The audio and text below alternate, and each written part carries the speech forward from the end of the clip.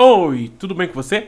Bom, seja bem-vindo à nossa aula sobre os conteúdos, né, os objetos de conhecimento de natureza e tecnologias. Na verdade, falta um S ali, né? Mas tudo bem, você entendeu.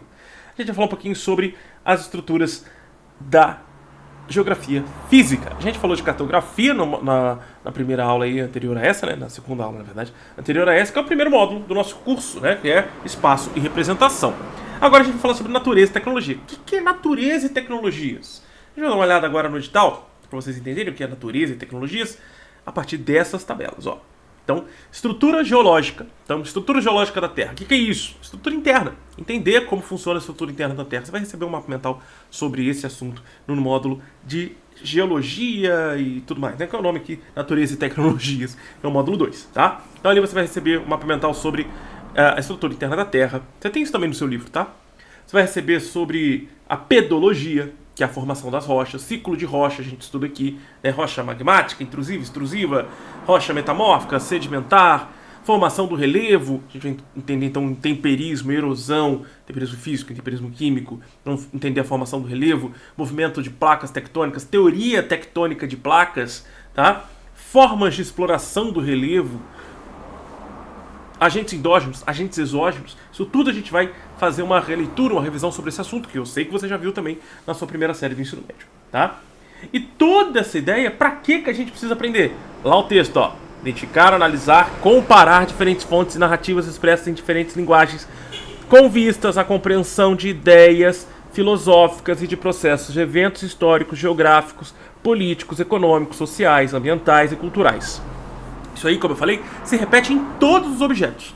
Porém, o que a gente precisa entender? A gente precisa relacionar. Primeiro a gente precisa entender as paisagens, identificar e discutir as transformações da paisagem da Terra, a partir dos relevos. Em tempos diversos, a partir da associação de forças naturais e da ação humana, até os agentes antrópicos, né? E aqui a gente está falando também de relacionar as dinâmicas da natureza. Clima, relevo, vegetação e hidrografia. Isso vale para o módulo inteiro. Por quê? Porque o próximo item, o próximo objeto de conhecimento é a classificação climática e suas aplicabilidades. Entender o clima, os tipos de clima, a formação do clima, entender principalmente a diferença entre clima e tempo, que é a base para a geografia, entender a diferença entre elementos climáticos e fatores climáticos, também é base da geografia, tá? Compreender os fundamentos da climatologia geográfica, considerando o clima como instrumento de investigação do espaço geográfico em escala local, regional e global. Obviamente, a gente vai dar um foco maior na geografia brasileira, né, no ponto Brasil, tá? Então a gente fala de clima, tipos de clima, no mundo todo, mas o nosso ponto é entender qual é o principal clima do Brasil. Qual é o clima principalmente ali de Minas Gerais? Como que a gente tem formações de relevo em Minas Gerais? Porque o PISME tem disso também. Como é uma prova regional, ela vai falar de Brasil, mas em muitos casos ela também pode falar só do cantinho dela, só de Minas Gerais, ou só daquela região ali no entorno de Belo Horizonte, região metropolitana de Belo Horizonte. Então tem que tomar um certo cuidado, porque por isso que ele fala aqui que tem que pensar em fatores locacionais também, em escala local, tá? Não está falando da sua cidade, está falando deles, tá? Bom, domínios morfoclimáticos brasileiros e do mundo e o patrimônio ambiental. Identificar, analisar, comparar diferentes fontes e narrativas expressas em diversas linguagens com vistas à compreensão de ideias filosóficas, de processos e eventos históricos, geográficos, políticos, econômicos, sociais, ambientais e culturais. Identificar e discutir as características climáticas dos territórios brasileiros e mundial, tendo em vista a interferência das relações socioespaciais na variabilidade climática. O que ele quer que a gente entenda aqui? Os domínios morfoclimáticos.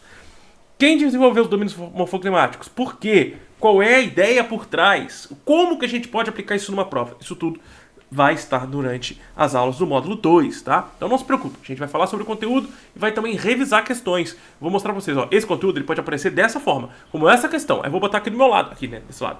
Aqui do meu lado, a questão, e vou destrinchar a questão pra vocês. Vou abrir ela no meio e falar, ó, o enunciado fala isso, isso e isso. Esse enunciado está indicando que pode ser essa forma de entender a resposta. Vamos olhar as alternativas? Eu mostro as alternativas para vocês, leio alternativa por alternativa e falo para vocês. Pode ser essa alternativa por isso, pode ser essa alternativa por aquilo, pode ser isso aqui por aquilo. Então, identifico as alternativas do porquê que pode ser, do porquê que não pode ser, o que o autor daquele item de questão quer fazer com aquela questão. Não só qual é a mecânica da pergunta, mas sim como responder a pergunta, tá? Então isso a gente faz também aqui durante o curso. Ainda continuando natureza e tecnologias, né? Você vê que natureza e tecnologias é muito importante. Vou lembrar aqui. PISM 1 cai muito a natureza. Tanto que a gente tem 2 páginas sobre isso. Você vê que o descritivo é gigante, né? Então olha bem. Os domínios naturais e seus recursos hídricos em escala global, nacional e regional. O que ele quer entender aqui? Quer falar de hidrografia. Então a gente está falando de recurso hídrico no Brasil e no mundo, a variabilidade da biodiversidade e as ações socioeconômicas nesses ambientes. A gente vai falar aqui de área de proteção permanente, APP, né?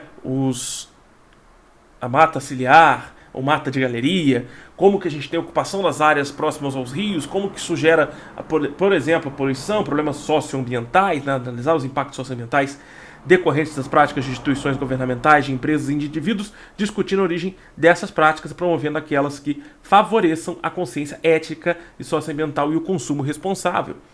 Né? Você vê que a preocupação com rios é muito grande. Próximo objeto, e é o último objeto de natureza e tecnologias, interpretação das representações gráficas e cartográficas dos domínios naturais e suas tecnologias em distintas escalas geográficas. Prestou bastante atenção?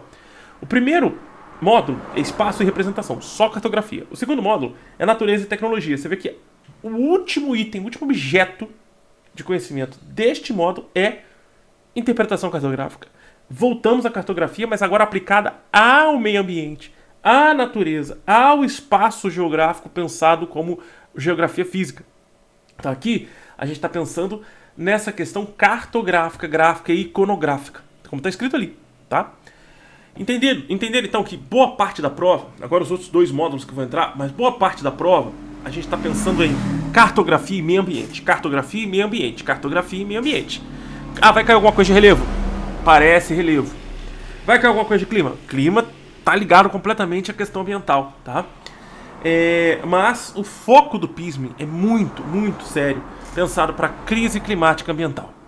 E aí a gente vai aplicar a cartografia nisso, a gente vai aplicar a questão do relevo nisso, a gente vai aplicar a questão das fontes de energia nisso, a gente vai aplicar as questões de geologia, as questões de cartografia moderna, tá? Tudo nesse processo.